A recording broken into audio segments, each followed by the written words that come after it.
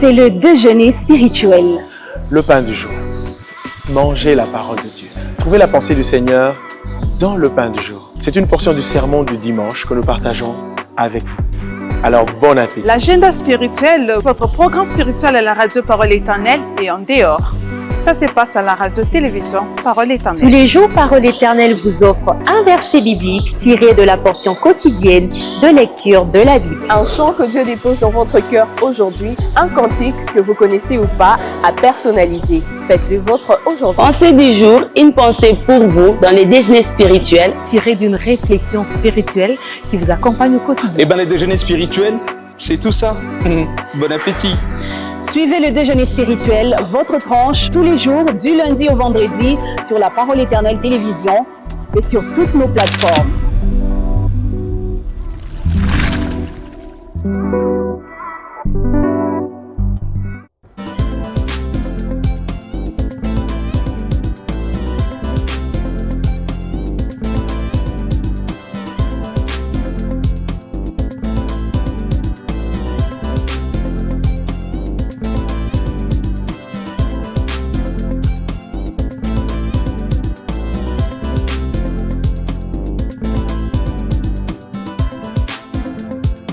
Mercredi 24 septembre 2025, c'est un nouveau jour que le Seigneur nous permet encore de vous retrouver. Grande est notre joie de vous savoir très nombreux devant vos postes téléviseurs en train de consommer le déjeuner spirituel. En ce moment même, vous êtes à la maison, vous êtes peut-être dans votre pharmacie, vous êtes dans une boutique, vous êtes au marché, peu importe là où vous vous trouvez, vous avez choisi la bonne part de consommer avec nous, la grande équipe, le déjeuner spirituel ce mercredi. Eh bien, nous sommes très heureuses et surtout disponibles pour vous servir. Eh bien, à vous juste de prendre place, installez-vous bien autour de cette table. Ne vous inquiétez pas. Comme des bons disciples, eh bien, nous avons choisi notre modèle, c'est Jésus. Il est venu ici en tant que Dieu sur la terre des hommes. Il a servi. Donc, nous aussi, nous sommes là pour vous servir. Moi, Maman Bijou Koulou, la sœur Louise, eh bien, Maman Bijou ne me dira pas le contraire. Mais pas du tout. Eh bien, voilà. Voilà, nous faisons ce que le Maître nous a demandé de faire. Celui qui veut être grand, il doit être au service des autres. Eh bien, oui. Donc, nous sommes au service des autres. Ben voilà, c'est parfait. Bonjour à vous, Maman Bijou. Bonjour, Sarah. Comment vous allez ce matin? Ça va bien. Eh ben, toute rayonnante, toute belle. Mais bien sûr, merci. Nous avons été coiffés par la coiffeuse maison. Donc, on n'a pas besoin d'aller chercher ailleurs. On a trouvé des talents sur place. Il y a tout. Et voilà, la sœur Louise l'a si bien fait. Vraiment, on va ajouter une rubrique en coiffure ici. Voilà, non, on va parce qu'il y a des gens qui ont du mal à se coiffer. Genre, rubrique, vous n'avez pas besoin d'aller chercher tout ailleurs. En 5 minutes, on vous dit ce que vous pouvez faire rapidement. Voilà. Et puis le tour est joué. Cherchez tout autour de vous. Eh bien, nous sommes très ravis de vous retrouver ce matin, Maman Bijou. Je me tourne vers vous, sœur Louise. Bonjour. Bonjour, sœur Marie. Comment vous allez ce matin? Je vais très bien, et vous-même? Ça va très bien aussi par la grâce de Dieu. Merci de demander. Eh bien, vous êtes aussi rayonnante. Merci beaucoup, c'est partagé, vous également. Merci beaucoup, vraiment. Ça me va droit au cœur. Je vais examiner ça après. Est-ce que c'est vrai? Je m'attendais à une réponse qui ressemblait à ça, mais bon, ça ne me surprend pas. On prend d'abord, le reste là, c'est après. Donc, pour vous, ça s'annonce plutôt bien ce mercredi? Oui, effectivement, ça s'annonce très bien. Déjà, c'est une journée qu'on vient d'attaquer à peine. Et donc, on s'attend à des nouvelles choses, des nouvelles expériences. Et donc, je crois que ça s'annonce très bien. Et surtout pour ceux qui nous suivent aussi à la maison, peut-être que vous êtes encore au lit. Vous êtes encore au lit. Et donc, comment je vais dire, réveillez-vous avec ce mindset-là de vous dire que tout ira bien. Ne vous réveillez pas directement. Non, cette journée, elle est bizarre. Non, c'est juste le matin. Il est encore 8 heures, donc voilà. Il est encore 8 heures. C'est seulement 8 heures. Donc, ce n'est même pas 10 heures, c'est même pas 12 heures. Donc, il n'y a pas à appréhender de manière, je ne sais pas, négative la journée, dire que est-ce que non. Déjà, nous, on appréhende ça de manière à se dire que cette journée sera vraiment meilleure. Parce que c'est une journée qui est différente. C'est une journée qui est particulière et c'est une journée qui n'a jamais existé. Moi, je pense que c'est Anne-Marie, si on pouvait aussi commencer à prendre les choses de bon côté, c'est aussi se dire, c'est une journée où on doit aussi se poser la question, qu'est-ce que je suis appelée à apporter aux autres? En fait, qu'est-ce que je suis appelée à apporter à cette journée pour qu'elle devienne meilleure? Parce que la plupart des cas, on aime plus recevoir que donner. Voilà pourquoi en fin de journée, on est plus déçu parce que j'attendais ça, j'attendais qu'on me traite bien, j'attendais qu'on me parle bien, j'attendais qu'on me... On a en fait, tout autour de soi. Mais vous allez voir que notre modèle par excellence, qui est Jésus-Christ, quand il s'est levé le matin, ça ne tournait pas autour de sa personne, tout tournait autour des autres. Et sa joie était quand il faisait du bien aux autres. Voilà pourquoi on l'a appelé l'homme du bien. Donc il s'est réveillé avec un désir. Vous allez voir que, en fait, je n'ai pas vu Jésus à un certain moment, en fait, faire des choses autour de sa personne. Même quand il disait qu'il était fatigué, qu'il avait soif, il fallait qu'il aille voir une femme qui puise de l'eau en plein jour et faire du bien à cette femme-là. Alors je vais nous poser peut-être la question, qu'est-ce que nous avons fait ou bien qu'est-ce que nous allons faire pour rendre cette journée meilleure au fait? Très important. Qu'est-ce que tu vas faire pour rendre cette journée meilleure? Qu'est-ce que toi tu vas... Quelle est ta part des responsabilités?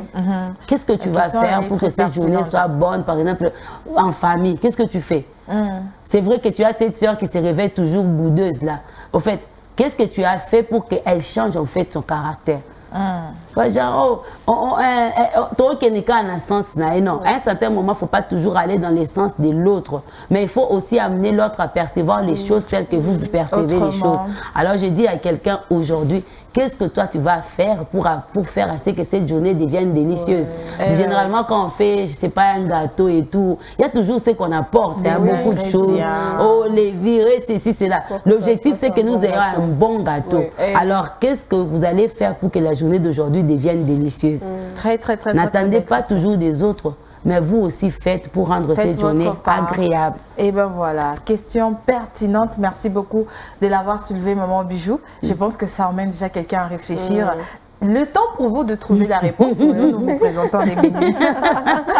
Eh bien, nous allons commencer avec une très belle pensée. Elle nous vient du pasteur Mohamed Sanogo.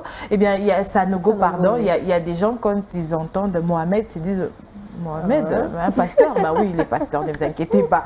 Et puis nous allons consommer la tranche du jour. Il s'agit donc de ce pain qui nous a été porté le dimanche 21 septembre 2025, ici au centre évangélique La Parole Éternelle. Le chant nouveau, nous allons chanter à la gloire du Seigneur avec la sœur Nana Lukenzo. Je vais donc dire, ça fait quand même longtemps, ça fait longtemps que nous avons rendu grâce à Dieu, ou bien nous avons chanté de louanges à notre Dieu avec notre sœur Nana que nous aimons énormément. Aujourd'hui, c'est voilà, en cuisine, la découverte avec Maman Bijou. C'est déjà la deuxième partie qui va s'ouvrir en beauté. Qu'est-ce que nous allons découvrir? C'est en cuisine. Ce qui est vrai, c'est dans la cuisine. Donc, n'allez pas chercher dans la chambre. Si c'est dans la chambre, c'est que c'est au mauvais endroit. Donc, ça doit être dans la cuisine. Nous allons découvrir, si vous nous restez fidèles, avec Maman Bijou, mon agenda viendra donc nous permettre à prendre note de tous ces programmes à ne pas manquer aujourd'hui. Et surtout, pas seulement voilà, prendre note, mais aussi à prendre part. Donc, vous venez, vous assistez et le Seigneur vous fera énormément du bien. La crème de la crème est donc le rappel du verset du jour. Les menus est fait. Nous allons prendre notre tout premier menu, c'est la pensée du jour.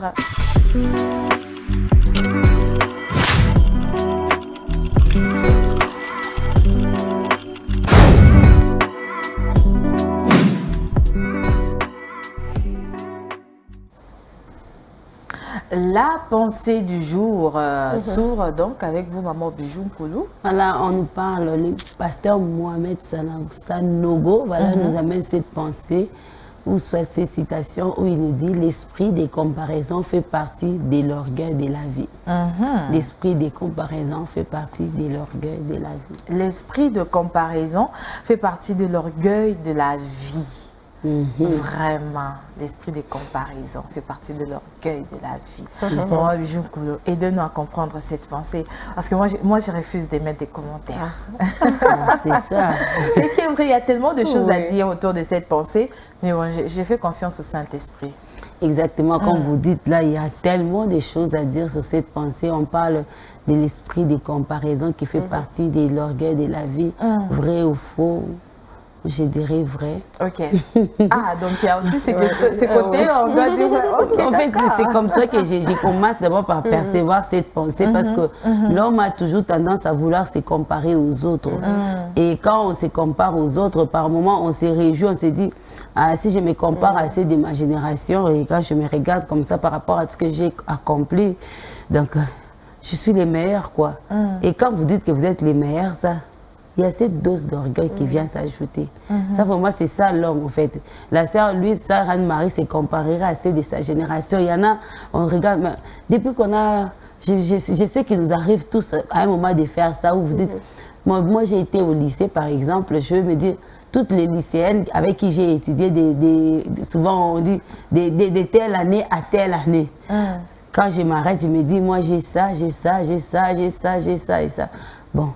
Par rapport à ma génération, bon, je suis quand même dans les bons. Il y en a même d'autres, quand ils se disent comme ça, je suis dans les bons, et puis ils s'assient, ils font plus rien parce qu'ils se disent non, quand même, j'ai tellement accompli pour que les autres puissent me rejoindre, ça va prendre tellement du temps alors que je puisse d'abord me reposer parce que j'ai tellement accompli. Ça, c'est l'orgueil de la vie.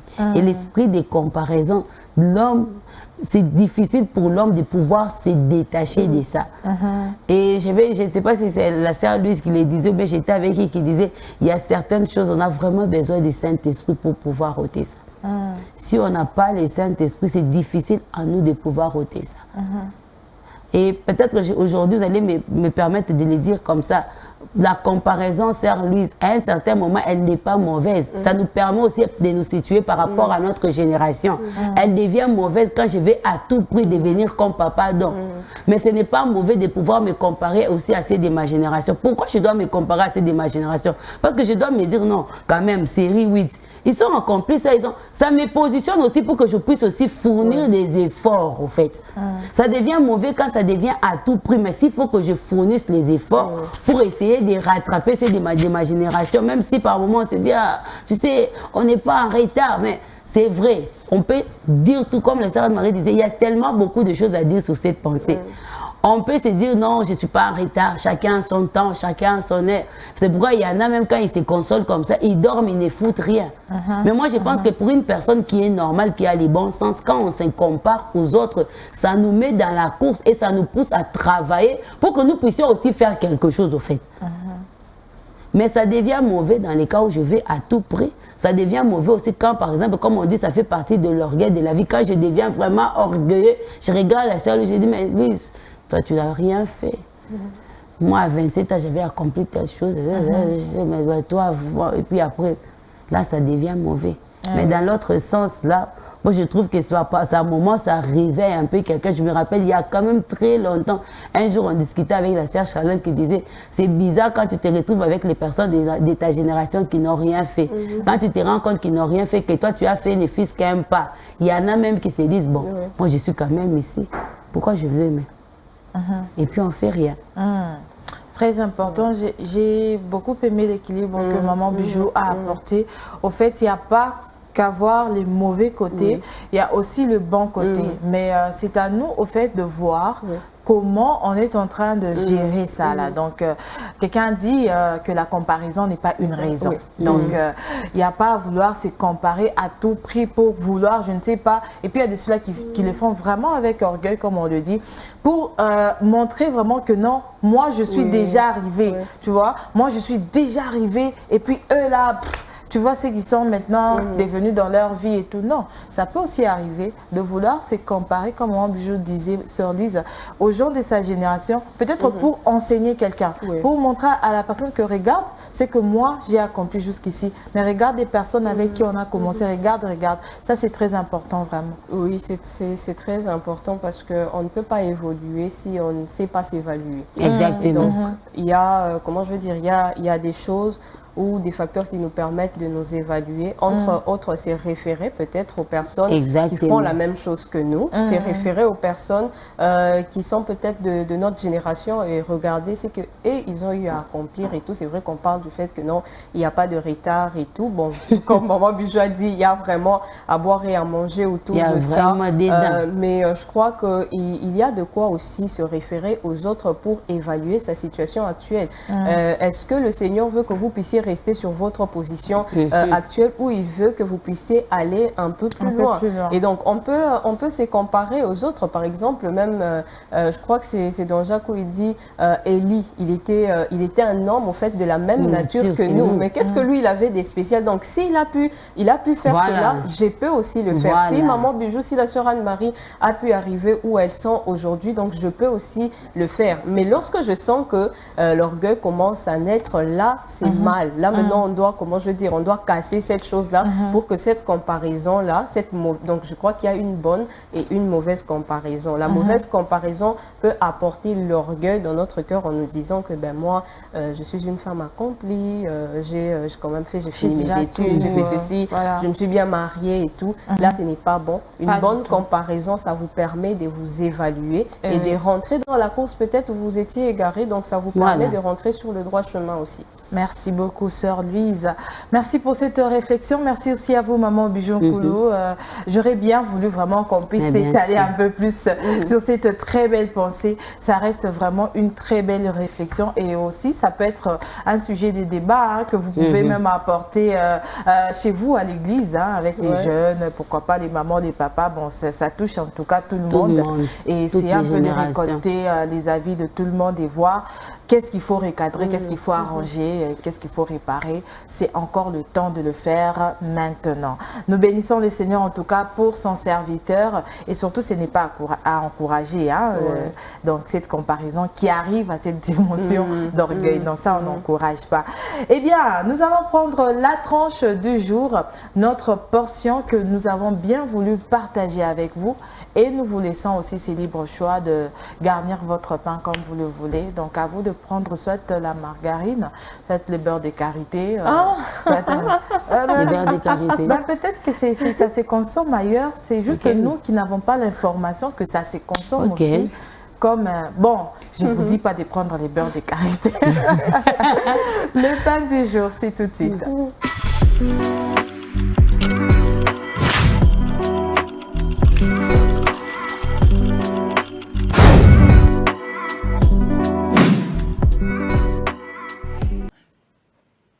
C'est vrai qu'ils étaient avec lui, mais ils ne savaient pas qui il était. Quelles étaient ses capacités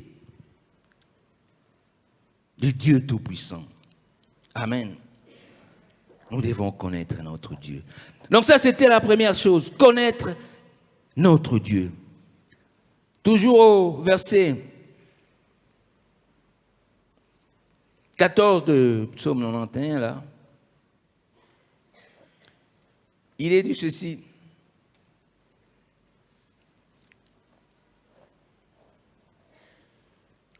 La partie A. Puisqu'il m'aime, je le délivrerai. Alors je vois ici l'amour, aimer Dieu. J'ai béni le Seigneur parce qu'on a parlé d'aimer Dieu depuis l'officiant, le modérateur, les cantiques qui nous ont été. Aimer Dieu. Mon cœur te dit qu'il t'aime. Je t'aime, mon Dieu. Aimer Dieu. Quand il y a eu des gens qui sont venus lui poser la question, quel est le plus grand commandement? Dans Matthieu 22, le verset 36 à 39. Matthieu 22, 36 à 39. Je lis au nom du Seigneur.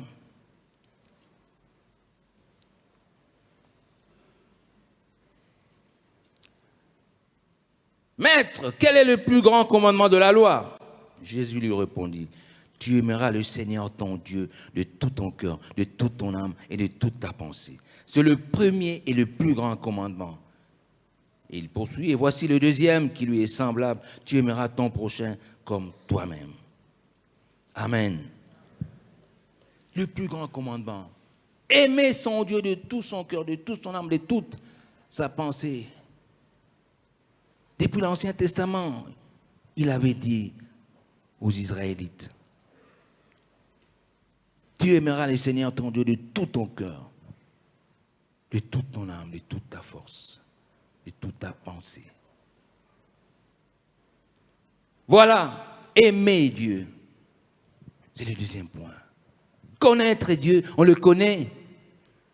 Mais on le connaît, on peut le connaître. Vous savez, quand Israël, les Juifs étaient dans le désert là, il y a des gens qui connaissaient Israël. Ils se connaissent, il y a un peuple là dans le désert. Ils ont un Dieu. Ils connaissaient. Mais ce n'était pas leur Dieu. Mais nous devons connaître Dieu et l'aimer. Amen. Quand on aime Dieu, je crois qu'on est prêt à tout lui donner, à lui faire une totale confiance. Aimer Dieu. Le Seigneur même, avant de donner le ministère à Pierre, il dit dans Jean 21, les 15 à 17, Jean 21, les versets 15 à 17, je vais lire au nom du Seigneur. Il pose la question à Jean.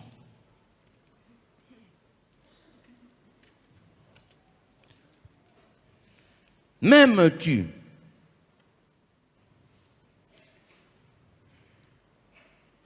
Jean 21, 15 à 17. Après qu'ils eurent mangé, Jésus dit à Simon-Pierre, Simon, fils de Jonas, m'aimes-tu plus que ne m'aiment ceux-ci? Il lui répondit, oui Seigneur, tu sais que je t'aime. Jésus lui dit, paie mes agneaux. Il lui dit une deuxième fois, Simon, fils de Jonas, m'aimes-tu? Pierre lui répondit, oui Seigneur, tu sais que je t'aime. Jésus lui dit, paie mes brebis. Il lui dit pour la troisième fois, Simon, fils de Jonas, m'aimes-tu? Pierre fut attristé de ce qu'il lui avait dit pour la troisième fois, m'aimes-tu? Et il lui répondit, Seigneur, tu sais toutes choses, tu sais que je t'aime. Jésus lui dit, paie mes brebis. Alléluia. Ici, je vois le Seigneur qui veut confier la mission à Pierre. Alors, il veut s'assurer d'une chose. Si Pierre l'aime, Simon Pierre, fils de Jonas, m'aimes-tu plus que ceux-ci? Oui, je t'aime la première fois. M'aimes-tu? Oui, Seigneur, tu sais que je t'aime. La troisième fois. Alors Pierre fut attristé. Mais pourquoi il me pose cette question? Mais ce qu'il lui dit, c'est paie mes brebis. Paie mes agneaux, paie mes brebis. Donc, il veut lui donner la mission de paître le troupeau.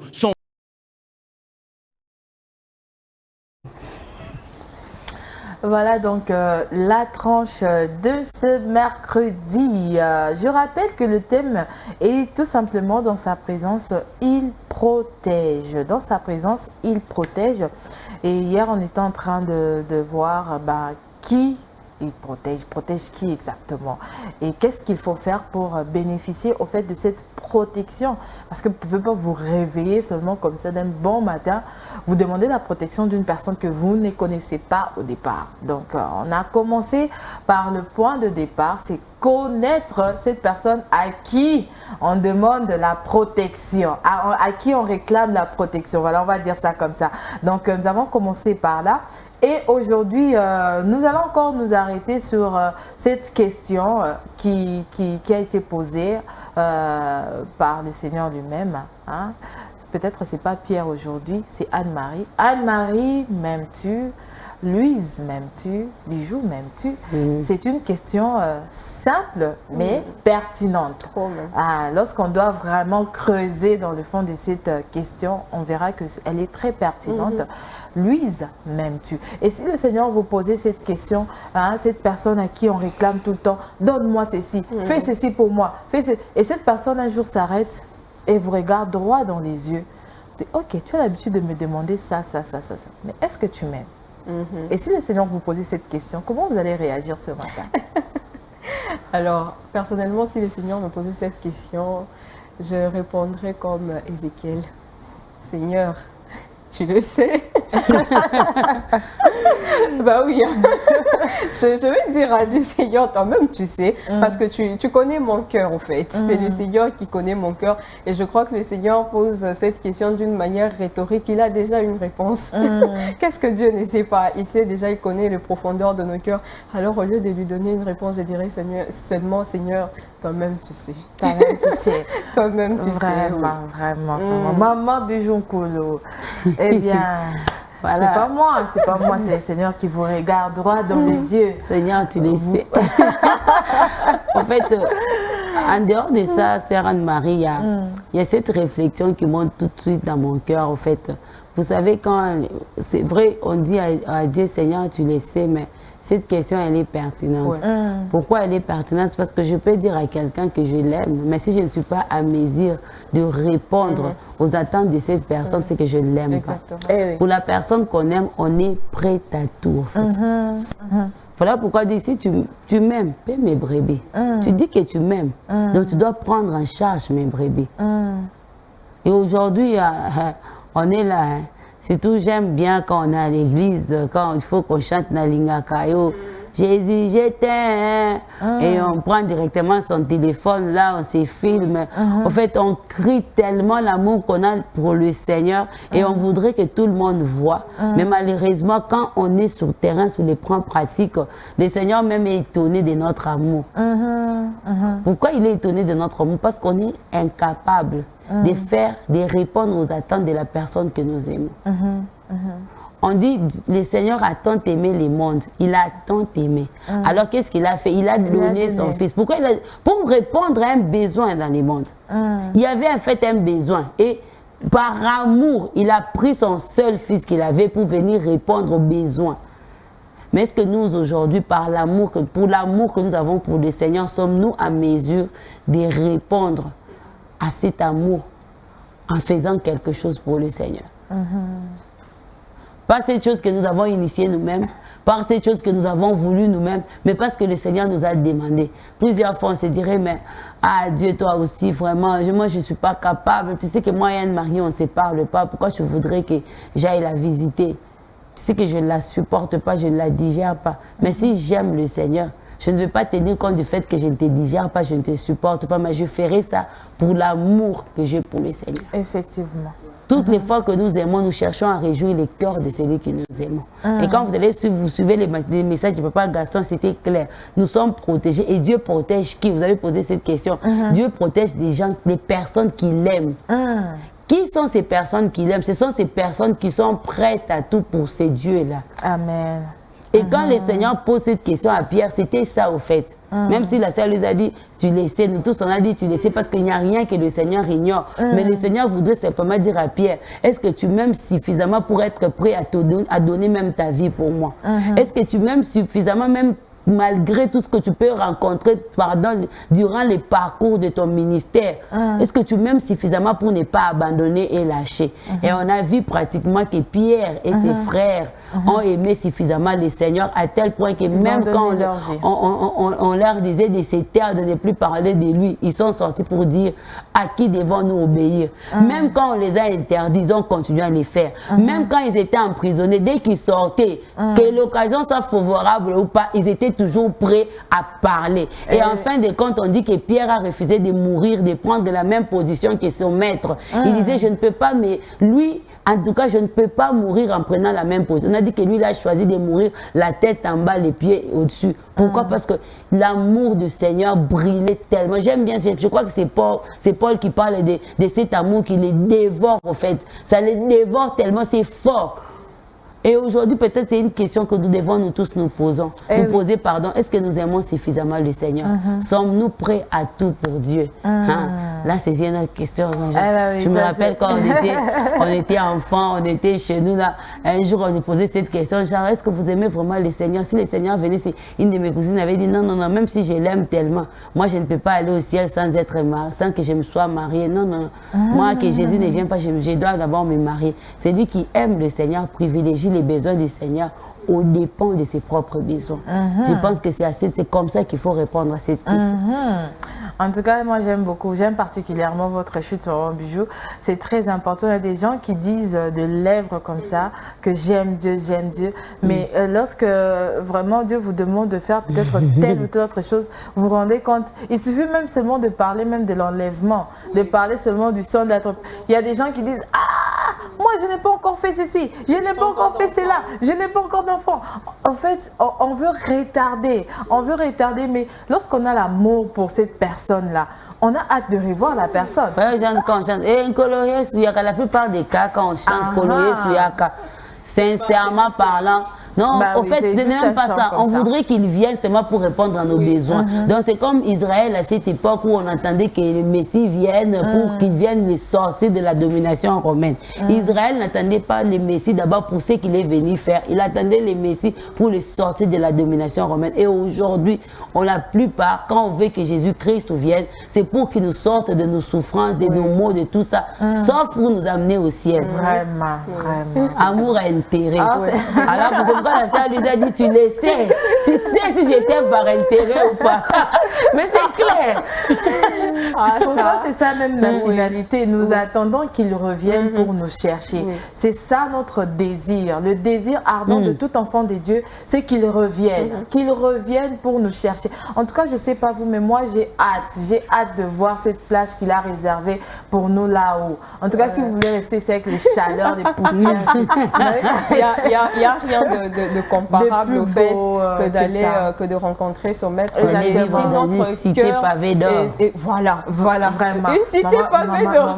Vraiment, je pense non, mais qui n'a pas envie, faire une prière, qui n'a pas envie de partir voir au fait le Seigneur. Et je crois que lorsqu'on aime une personne, notre cœur bat tellement qu'on a envie d'être toujours avec cette personne-là. On veut tellement la voir. Je donne un exemple. Quand vous êtes dans une relation à distance, vous avez besoin de voir votre partenaire. Avec notre Seigneur, ce n'est pas une relation à distance. Il est là, c'est vrai, mais on a hâte de le voir comme ça, face à face. Et donc, comment je vais dire, tout dépend de l'amour que nous avons pour lui. Et je me rappelle de cette histoire alors que la sœur Anne-Marie était en train de parler de cet homme à qui le Seigneur a demandé de vendre tous ses biens et de partager en fait aux pauvres. Il dit non, donc, pas certes, il aimait le Seigneur, il l'aimait à une certaine dimension, pas suffisamment pour aller vendre ses biens afin de donner ou encore de partager ça aux pauvres. Et donc aujourd'hui, on doit se remettre en question. C'est vrai, comme moi, je le disais, c'est vrai qu'on va dire, Seigneur, tu le sais, si on t'aime par intérêt ou si c'est juste un amour qui est carrément désintéressé, mais on doit quand même s'arrêter et se poser la question, qu'est-ce que je suis capable de faire? Parce que j'aime le Seigneur, est-ce que je suis capable de faire comme Abraham et d'aller tuer Isaac? Est-ce que je suis capable de tout laisser, comme les disciples, ils ont tout laissé, ils ont tout quitté pour le suivre? Est-ce qu'aujourd'hui vous êtes prêts? Est-ce que nous sommes prêts à tout laisser? Et donc c'est une question qui reste là, une question de réflexion d'ailleurs. Posée à nous tous. Hein? Oui, à nous tous, nous ne sommes pas exemptés. Merci beaucoup pour cette belle parole, pour cette tranche du jour que nous avons consommée avec Action de grâce. Et le Saint-Esprit, certainement, il a fait le travail que nous n'avons pas pu faire. Il a parlé à quelqu'un, il a touché le cœur de quelqu'un. Nous ne savons pas qu'est-ce qui s'est passé en vous, mais vous le savez, vous le ressentez. Ne restez pas indifférents. Ne restez pas indifférents, en tout cas, face à cette parole. Nous allons chanter avec la sœur Nana Lukenzo, je le disais lors du menu, avec ces très beaux chants qu'elle nous propose aujourd'hui, Loyembo Ya Motema. Le chant nouveau, c'est tout de suite.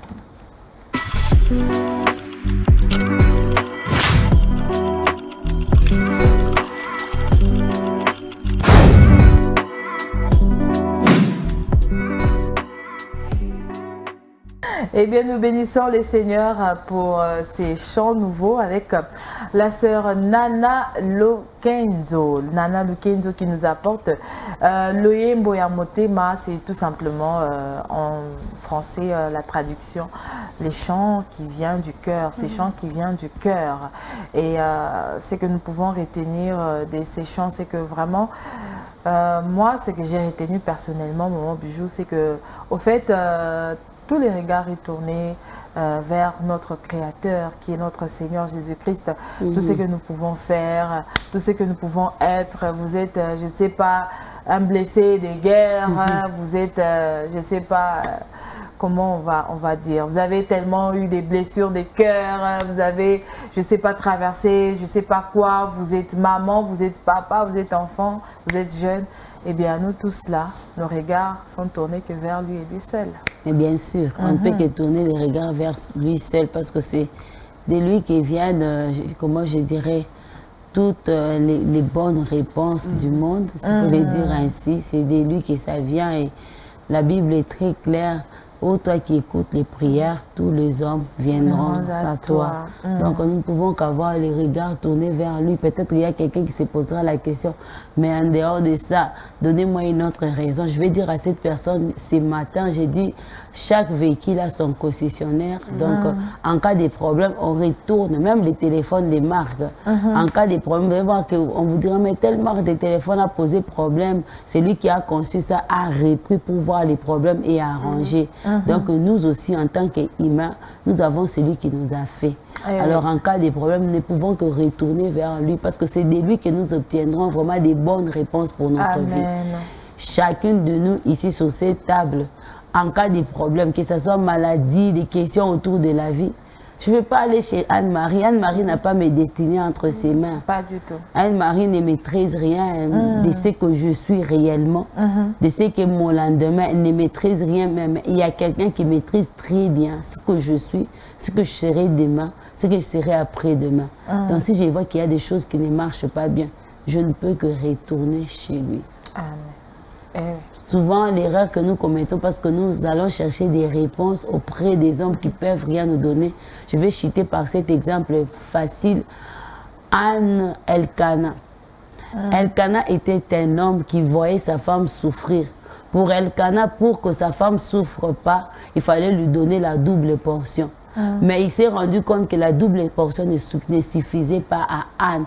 Même Anne, je crois que le premier jour, quand on lui a donné, elle était toute contente. Elle pouvait dire à Pénine, de toute façon, je m'en fous, moi, on me donne toujours 2. On me donne toujours 2 pour aller donner au cas où j'ai. Mais finalement, elle se rend compte que la double portion n'a pas comblé les vides qu'elle pouvait ressentir dans son cœur. Elle se rend compte qu'il y a toujours un vide. Elle s'est dit, non, non, je ne veux pas me contenter de la double portion. Et qu'est-ce qu'elle fait? Elle entre dans les temples, elle cherche le Seigneur. Mais quand Samuel vient, Samuel comble tellement Anne qu'elle est prête même à donner à Samuel à quelqu'un d'autre et rester sans enfant parce qu'elle a été comblée par le Seigneur. Alors j'ai dit à quelqu'un ce matin, en tout cas il n'y a que Dieu qui peut nous combler. Les hommes sont incapables de pouvoir répondre à nos désirs, peu importe leur amour pour nous. On a vu Elkana aimait beaucoup Anne mais il ne pouvait rien faire pour elle. Jacob aimait beaucoup Rebecca mais il n'a pas pu faire quelque chose pour elle. Il dit à Rebecca, suis-je Dieu pour te donner des enfants? Vraiment. Alors je nous encouragerai ce matin à retourner vers le Seigneur parce qu'il est le seul qui peut combler les désirs de nos cœurs. Amen. Exactement. Le Seigneur est le seul qui peut combler les désirs de notre cœur ce matin. Je ne sais pas c'est quoi les désirs de la sœur Louise, de son cœur, et que le Seigneur puisse combler ces désirs-là, sœur Louise. Oui, bien sûr. Non, mais vous êtes hésitante. Comment ça? Mais non, vous êtes hésitante. pas du tout. J'ai dit oui. Elle a juste peur de parler de ses désirs. Certes que je ne vais pas en parler, mais il n'y a que le Seigneur qui peut combler. Et donc, c'est à lui que je m'attends. Donc, c'est de lui que viennent toutes solutions. Et je finirai par dire que toute grâce excellente, tout don parfait viennent de Dieu. Et donc, c'est que Dieu nous dit, c'est que Dieu nous donne pardon est parfait et excellent. Amen. Gloire au Seigneur pour ces très bons chants. Nous avons consommé le chant nouveau et nous ouvrons la deuxième partie de ce déjeuner spirituel avec cette belle rubrique en cuisine. En cuisine aujourd'hui, eh bien, nous vous emmenons quelque chose, c'est une épice. Une épice, est-ce que c'est aussi une herbe? Je pense oui, hein, sœur Louise, c'est aussi une herbe que maman Bijou a fait le choix. Donc, voilà, il y a tellement d'épices dans la cuisine, mais bon, aujourd'hui, elle a dit, nous allons découvrir le persil. Pourquoi le persil? À quoi ça sert? Qu'est-ce que vous pouvez faire avec? Eh bien, nous le découvrons dans cet élément.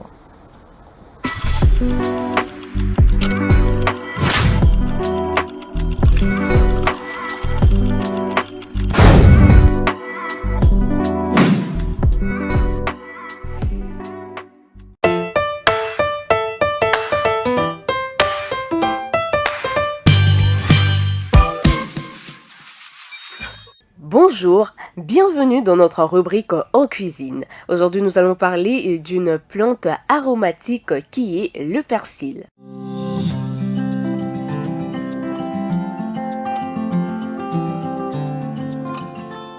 Tout le monde connaît le persil, même le cuisinier est débutant.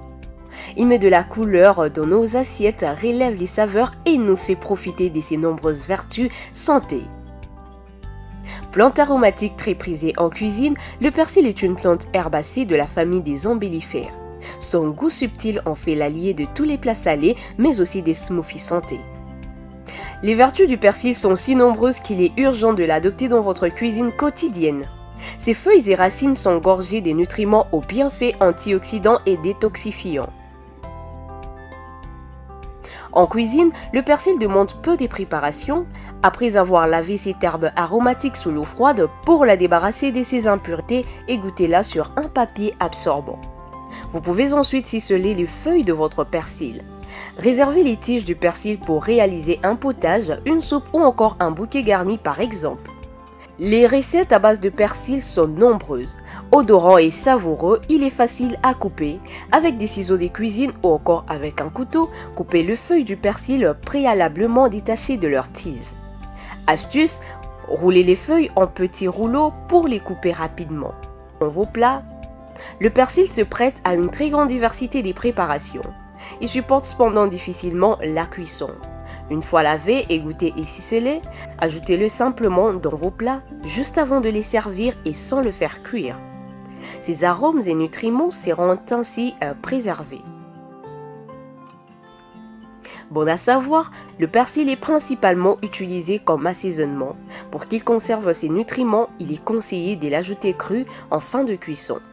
Le persil frisé ne supporte pas la chaleur, alors que le persil plat peut mijoter quelques minutes dans un plat sans perdre sa saveur. Comment conserver le persil?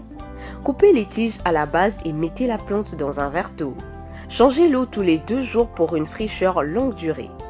Vous pouvez également congeler votre persil sous forme des glaçons qui viendront parfumer des soupes, des légumes ou encore une sauce polonaise. Pourquoi ne pas aromatiser vos plats aujourd'hui avec du persil? Et moi, je vous retrouve prochainement. Bye bye!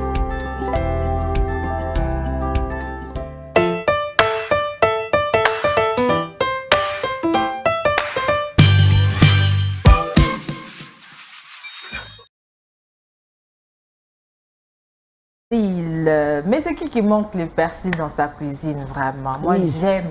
Comment ça? Non mais Louise aime beaucoup le persil. Louise, quand on voit Louise, c'est le persil. Toutes les personnes qui suivent Louise à la radio savent que Louise c'est le persil dans toutes les recettes. Même là, il ne faut pas mettre persil. Non, là. Même dans les sommets. Là, vraiment. Non, Sarah Marie, là, c'est trop extrême. C'est juste une façon de dire qu'elle aime beaucoup. Je pense que c'est j'affectionne beaucoup cette herbe aromatique. Moi aussi, j'aime beaucoup le persil, en tout cas, surtout pour l'arôme que ça apporte. Oui. Quand j'ai fait le mélange de persil et puis ciboulette, qu'on appelle ici communément ndembi, quand on fait le mélange des deux là, en tout cas, vraiment pour l'assaisonnement des viandes ou bien poissons, je vous dis, ça tue, non mais vraiment, mais vous êtes mort mais en vie toujours. C'est une vraie tuerie. Mais sinon, moi j'avais quand même une astuce à vous partager avec le persil. C'est vrai qu'on utilise ça souvent dans la cuisine, mais pour ces mamans qui allaitent, on a fait l'expérience avec ma soeur, pour ces mamans qui allaitent, si vous voulez... comment on dit encore? Vous voulez sévrer votre enfant, voilà. Vous voulez couper l'enfant, voilà. Français facile, vous voulez le couper carrément pour que l'enfant ne tète plus. Il y a cette astuce à utiliser avec le persil. Alors, vous allez prendre vos persils, vous le lavez très bien. Vous prenez un bol, bien évidemment un bol propre. Vous allez mettre de l'eau. Vous pouvez mettre l'eau, je ne sais pas, de l'eau à boire ou bien l'eau de robinet, tout dépend de vous. Vous trempez vos persils pendant quelques heures. Donc, vous allez laisser tremper. Il faut vraiment prendre des persils qui sont frais. Oui. Vous les laissez tremper. Vous pouvez faire ça même la nuit, comme ça le matin, vous laissez reposer. Vous allez voir, ça va laisser les jus changer des couleurs. L'eau va devenir, elle va devenir verte. Et puis, vous allez prendre cette eau-là, vous allez boire ça. C'est le jus là qui va permettre à ce que le lait puisse sécher. Donc voilà, donc ça sèche et puis ça atténue même la douleur parce que vous aurez mal. Vous êtes en train de sévrer l'enfant, il y a le lait qui monte, ça vous fait mal. Ça va vraiment vous soulager. Bien évidemment, ça peut marcher peut-être avec certaines femmes, tout comme d'autres femmes aussi. Ça va demander encore beaucoup d'exercices, mais sinon ça marche. Avec ma soeur, ça avait vraiment marché. Je me suis dit pourquoi pas partager cette astuce. On connaît seulement les persils en tant que épices en cuisine. Et puis les petits, quand il va venir comme ça, ils trouvent le robinet est carrément fermé. Ils trouvent carrément, c'est qu'est-ce qui se passe, ça de l'eau. La régie. C'est une façon vraiment... La distribution des laits maternels a été interrompue. De sévrer l'enfant sans pourtant vous traumatiser, parce que le traumatisme n'est pas seulement chez l'enfant, c'est même aussi chez vous aussi, la mère, oui. Vous allez sentir ces traumatismes-là, ça va vous aider. Ma soeur, là, a failli vraiment, je vous dis, s'évanouir ces jours-là. Elle était là en train de je me sens mal, je suis mal et tout. Et puis elle appelle sa belle-soeur et c'est sa belle-soeur qui va partager cette astuce. Et puis je vais récupérer l'astuce. Je pense que j'avais partagé ça aussi à une autre femme. Ça avait marché. Voilà. Ouais, voilà. Sûrement que quelqu'un en a besoin. Quelqu'un en a besoin. On avait besoin de ça pour que voilà, on puisse partager ça. Sinon, merci beaucoup à vous, Maman Bijou. Merci, Sœur Anne-Marie. Merci aussi pour l'astuce. Parce je vous en prie. On sent qu'il y a des gens qui vont se rendre compte que le lait maternel a été interrompu. Il y a des projets, des paix, des bonheurs à la langue pour certaines personnes. Nous allons attaquer Gadiel. Ils vont venir les surprendre agréablement. Ça sera toujours pour le bien de quelqu'un. Donc voilà. Eh bien, nous allons donc prendre l'agenda de ce jour, les programmes à ne pas manquer. Voilà, nous le savons très bien. Chaque mercredi, nous avons ces programmes phares ici au Centre évangélique La Parole Éternelle. Mon agenda, c'est tout de suite.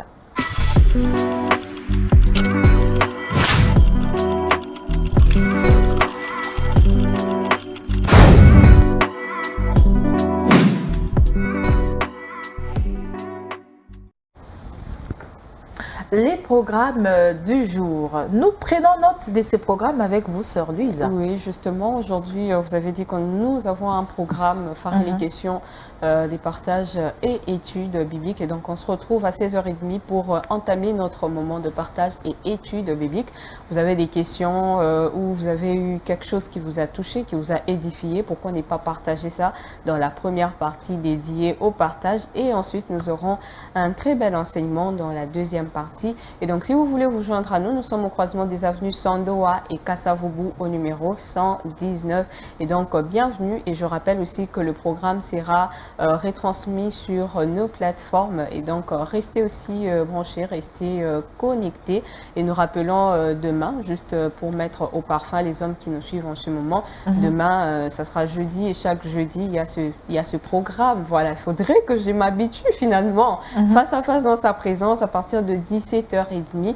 Et donc, vous allez vous préparer par rapport à ces programmes parce que ça ne nous concerne pas. Hein. C'est comme ça que je dis, vous allez vous préparer par rapport à ce rendez-vous. Et donc, ça sera tout. Et il y a la semaine de la Bible qui arrive aussi. La semaine de la Bible qui arrive. Et donc, on se prépare. Et donc, plus des détails peut-être demain par la grâce de Dieu. Peut-être demain par la grâce de Dieu. Merci beaucoup pour l'agenda qui s'y renferme. Donc, pour nous permettre de prendre le verset du jour. La crème de la crème, nous les consommons avec vous.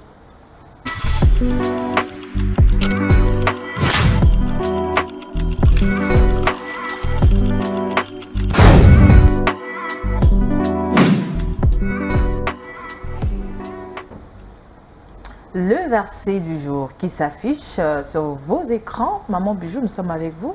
Merci Sœur Anne-Marie. Aujourd'hui, nous lisons Jonas chapitre 2, 3 et 4. Les versets du jour est tiré de Jonas chapitre 2, verset 2 qui nous dit, il dit, dans ma détresse, j'ai invoqué l'Éternel, il m'a exaucé, du sein du séjour de mort, j'ai crié et tu as entendu ma voix. Il dit, dans ma détresse, j'ai invoqué l'Éternel et il m'a exaucé. Du sein de ces jours de mort, j'ai crié et tu as entendu ma voix. Jonas chapitre 2, verset 2. Et voilà, c'est la parole du Seigneur, la crème de la crème qui nous permet donc de clore ces déjeuners spirituels, de mettre un point définitif. Si vous venez mettre virgule là c'est vous en tout cas, mais sinon pour nous c'est point. Nous, on a mis point pour la journée d'aujourd'hui. Nous bénissons le Seigneur. Bien sûr. Pour le bon déroulement de cette émission. Merci beaucoup, Maman Bijou. Merci à vous aussi. Comme vous l'avez dit, nous sommes très reconnaissants au Seigneur. Et je viens redire ce que j'ai dit en début de cette émission. Trouvez quelque chose, réfléchissez à quelle est cette épice que vous avez ajoutée pour que cette journée devienne agréable. N'attendez pas toujours des autres. Vous aussi, vous êtes capable de donner. Voilà. Et quelqu'un a dit, c'est le persil, je trouve. Je pensais à la même chose. J'ai carrément pensé à la même chose. Merci beaucoup à vous. Merci beaucoup, Sœur Anne-Marie. Que le Seigneur vous bénisse abondamment. Amen, qu'il vous bénisse aussi. Et donc, pour cette journée aussi, je veux ajouter sur ce que Maman Bijou a dit, on s'arrête et on se pose la question de savoir jusqu'où mon amour pour Dieu peut aller. Eh bien, merci à vous, très chers téléspectateurs, de nous avoir consommés. Merci d'avoir passé ces bons moments avec nous, 1 heure carrément. Vous étiez là à nous consommer. Vous avez consommé mai après mai. Et le Seigneur n'a pas manqué de vous faire du bien. Ça, nous le savons, nous le croyons. Il vous a fait énormément du bien parce que nous, ici sur ces plateaux, il nous a énormément fait du bien. Grand merci à Papa Don Lunda qui nous a réalisé encore aujourd'hui. Grand merci à vous, que le Seigneur vous bénisse. Eh bien, moi, je vous donne rendez-vous, j'allais dire programme, je vous donne rendez-vous demain jeudi, bien évidemment, si Jésus ne revient pas. Et s'il revient, rendez-vous dans les airs. Bonne suite des programmes chez nous. Bye bye.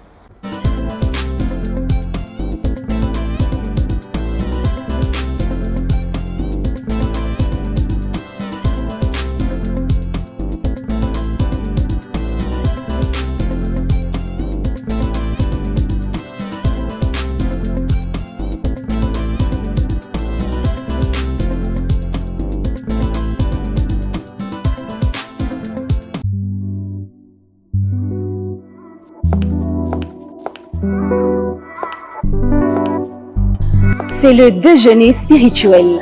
Le pain du jour. Mangez la parole de Dieu.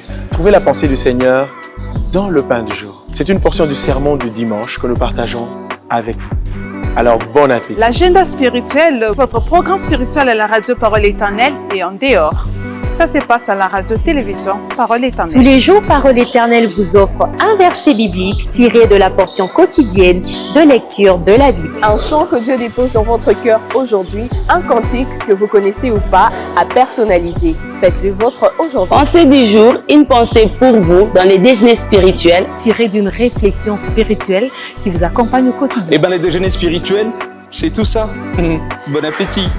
Suivez le déjeuner spirituel, votre tranche, tous les jours, du lundi au vendredi, sur la Parole Éternelle Télévision et sur toutes nos plateformes.